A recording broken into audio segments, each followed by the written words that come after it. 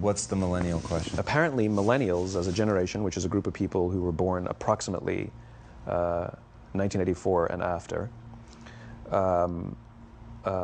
are tough to manage. And they're accused of being entitled and narcissistic and self-interested, unfocused, lazy. But entitled is the big one. And because they confound leadership so much, what's happening is leaders are asking the millennials, what do you want? And millennials are saying, we want to work in a place with purpose, love that. We want to make an impact, you know, whatever that means. We want free food and beanbags. And so somebody articulates some sort of purpose, there's lots of free food and there's beanbags, and yet for some reason, they're still not happy. And that's because they're missing, there's a missing piece. What I've learned is that I can break it down into 4 pieces, right? There are four things, 4 characteristics. One is parenting, the other one is technology, the third is impatience, and the fourth is environment. The generation that we call the millennials, too many of them grew up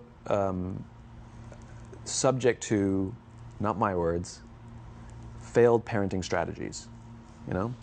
Where, for example, they were told that they were special all the time. They were told that they could have anything they want in life, just because they want it, right? They were told, some of them got into honors classes, not because they deserved it, but because their parents complained. And some of them got A's, not because they earned them, but because the teachers didn't want to deal with the parents. Some kids got participation medals. You got a medal for coming in last, right? Which the science we know is pretty clear, which is it devalues the medal and the reward for those who actually work hard, and it actually makes the person who comes in last feel embarrassed because they know they didn't deserve it, so it actually makes them feel worse, right? So you take this group of people, and they graduate school, and they get a job, and they're thrust into the real world, and in an instant, they find out they're not special, their moms can't get them a promotion, that you get nothing for coming in last, and by the way, you can't just have it because you want it. Right? And in an instant, their entire self-image is shattered. And so you have an entire generation that's growing up with lower self-esteem than previous generations. The other problem, to compound it, is we're growing up in a Facebook, Instagram world. In other words, we're good at putting filters on things. We're good at showing people that life is amazing even though I'm depressed, right? And so everybody sounds tough. And everybody sounds like they got it all figured out. And the reality is there's very little toughness, and most people don't have it figured out. And so when the more senior people say, well, what should we do? They sound like, this is what you got to do. And they have no clue. Right? So you have an entire generation growing up with lower self-esteem than previous generations, right? Through no fault of their own. Through no fault of their own, right? They were dealt a bad hand, right? Now let's add in technology. We know that engagement with social media and our cell phones releases a chemical called dopamine. That's why when you get a text, it feels good, right? So, you know, we've all had it where you're feeling a little bit down or feeling a bit lonely, and so you send out 10 texts to 10 friends, you know, hi, hi, hi, hi, hi, because it feels good when you get a response, right? Right? It's why we count the likes. It's why we go back 10 times to see if my Instagram is growing slower. Did I do something wrong? Do they not like me anymore? Right? The trauma for young kids to be unfriended, right? Because we know when you get a hit of dopamine, which feels good. It's why we like it. It's why we keep going back to it. Dopamine is the exact same chemical that makes us feel good when we smoke, when we drink, and when we gamble. In other words, it's highly, highly addictive. Right? We have age restrictions on smoking, gambling, and alcohol, and we have no age restrictions on social media and cell phones, which is the equivalent of opening up the liquor cabinet and saying to our teenagers, hey, by the way, this adolescence thing, if it gets you down. But that's basically what's happening. That's basically what's happening, right? That's basically what happened. You have an entire generation that has access to an addictive, numbing chemical called dopamine through social media and cell phones as they're going through the high stress of adolescence. Why is this important? Almost every alcoholic discovered alcohol when they were teenagers. When we're very, very young, the only approval we need is the approval of our parents. And as we go through adolescence, we make this transition where we now need the approval of our peers. Very frustrating for our parents, very important for us. It allows us to acculturate outside of our immediate families into the broader tribe, right? It's a highly, highly stressful and anxious period of our lives, and we're supposed to learn to rely on our friends. Some people, quite by accident, discover alcohol and numbing effects of dopamine to help them cope with the stresses and anxieties of adolescence. Unfortunately, that becomes hardwired in their brains, and for the rest of their lives, when they suffer significant stress, they will not turn to a person, they will turn to the bottle. Social stress, financial stress, career stress, that's pretty much the primary reasons why an alcoholic drinks, right? What's happening is, because we're allowing unfettered access to these dopamine-producing devices and media, basically it's becoming hardwired, and what we're seeing is, as they grow older, too many kids don't know how to form deep, meaningful relationships. Their words, not mine. They will admit that many of their friendships are superficial. They will admit that their friends, that they don't count on their friends, they don't rely on their friends, they have fun with their friends, but they also know that their friends will cancel on them if something better comes along. Deep, meaningful relationships are not there because they never practice the skill set, and worse, they don't have the coping mechanisms to deal with stress. So when significant stress starts to show up in their lives, they're not turning to a person, they're turning to a device, they're turning to social media, they're turning to these things which offer temporary relief. We know, the science is clear, we know that people who spend more time on Facebook suffer higher rates of depression than people who spend less time on Facebook, right?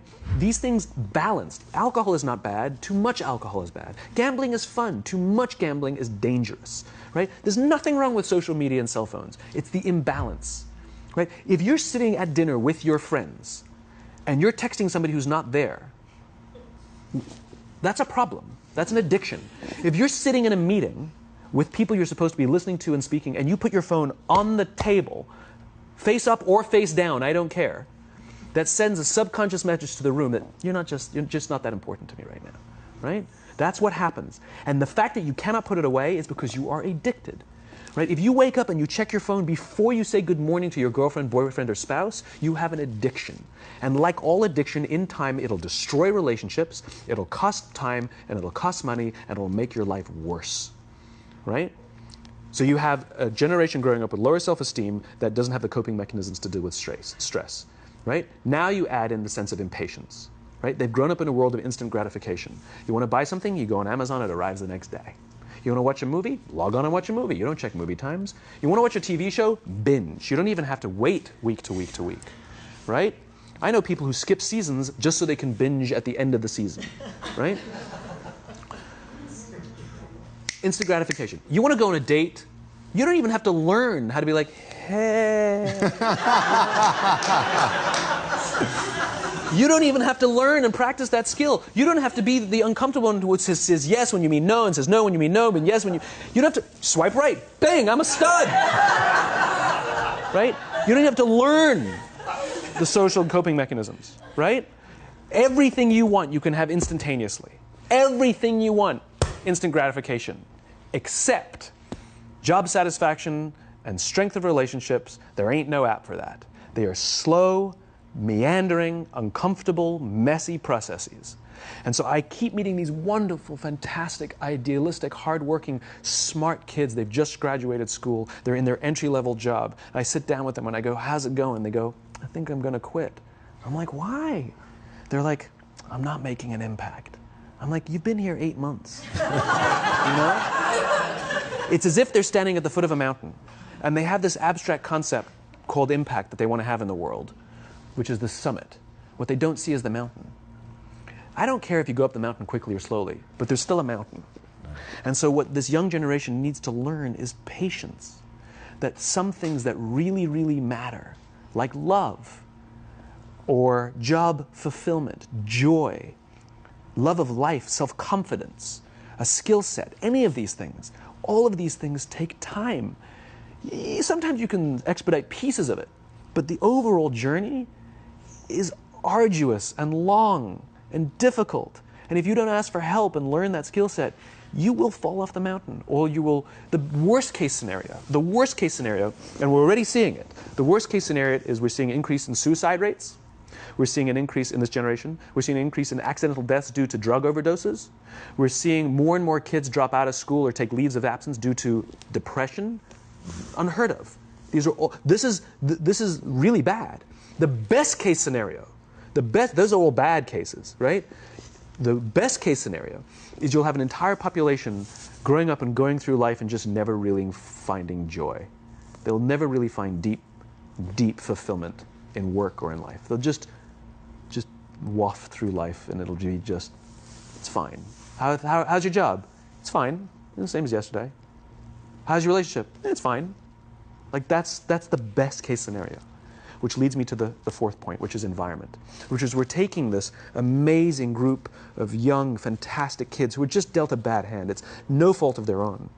And we put them in corporate environments that care more about the numbers than they do about the kids. They care more about the short-term gains than the long-term life of this young human being. We care more about the year than the lifetime, right? And so we are putting them in corporate environments that aren't helping them build their confidence, that aren't helping them learn the skills of cooperation, that aren't helping them overcome the challenges of a digital world and finding more balance, that isn't helping them overcome the need to have instant gratification and teach them the joys and impact and the fulfillment you get from working hard on something for a long time that cannot be done in a month or even in a year. And so we're thrusting to them in corporate environments, and the worst part about it is they think it's them.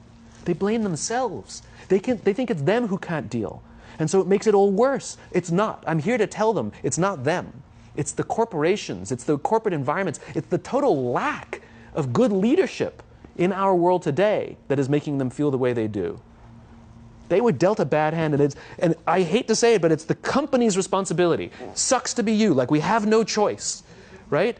This is what we got, and I wish that society and their parents did a better job. They didn't. So we're getting them in our companies, and we now have to pick up the slack. We have to work extra hard to figure out the ways that we build their confidence. We have to work extra hard to find ways to teach them the social skills that they're missing out on. There should be no cell phones in conference rooms. None. Zero. And I don't mean the kind of like sitting outside waiting to text. I mean like when you're sitting and waiting for a meeting to start, this is what we all do. We all sit here and wait for the meeting to start. Meeting starting? Okay. And we start the meeting. No, that's not how relationships are formed. Remember we talked about it's the little things? Relationships are formed this way. We're waiting for a meeting to start and we go, how's your dad? I heard he was in the hospital. Oh, he's really good. Thanks for asking. He's actually at home now. Oh, I'm really glad. That was really amazing. I know, it was really scary for a while. That's how you form relationships. Hey, did you ever get that report done? Oh my God, no, I didn't. I'll help you out. Can I help you out with that? Really? That's how trust forms. Trust doesn't form at an event in a day. Even bad times don't form trust immediately. It's the slow, steady consistency. And we have to create mechanisms where we allow for those little innocuous interactions to happen. But when we allow cell phones in conference rooms, we just, okay, have the meeting. And then my favorite is like when there's a cell phone there and you go like this, you go. It rings and you go. I'm not going to answer that. Like, Mr. Magnanimous, you know? When you're out for dinner with your friends, like, I do this with my friends. When we're going out for dinner and we're leaving together, we'll leave our cell phones at home. Who are we calling? Maybe one of us will bring a phone in case we need to call an Uber or take a picture of our meal. That goes without saying, come on. I'm an idealist, but I'm not insane. You know? Not a heathen. I mean, it looked really good. We'll take one phone. And so it's like an alcoholic. The reason you take the alcohol out of the house is because we cannot trust our willpower. We're just not strong enough. But when you remove the temptation, it actually makes it a lot easier. And so when you just say, don't check your phone, people literally will go like this. And somebody will go to the bathroom, and what's the first thing we do? Grab the phone. Because I wouldn't want to look around the restaurant for a minute and a half, you know? But if you don't have the phone, you just kind of enjoy the world. And that's where ideas happen. The constant engagement is not where you have innovation and ideas. Ideas happen when our minds wander and we go, and you see something, I bet they could do that.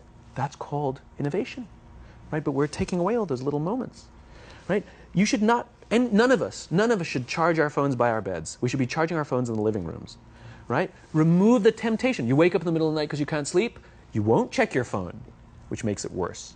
But if it's in the living room, it's relaxed, it's fine. But it's my alarm clock. buy an alarm clock. They cost $8, right? I'll buy you an alarm clock, right? But the point is we now, in industry, whether we like it or not, we don't get a choice.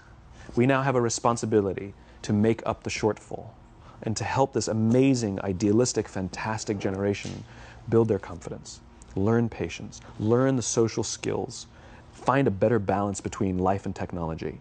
Because, quite frankly, it's the right thing to do.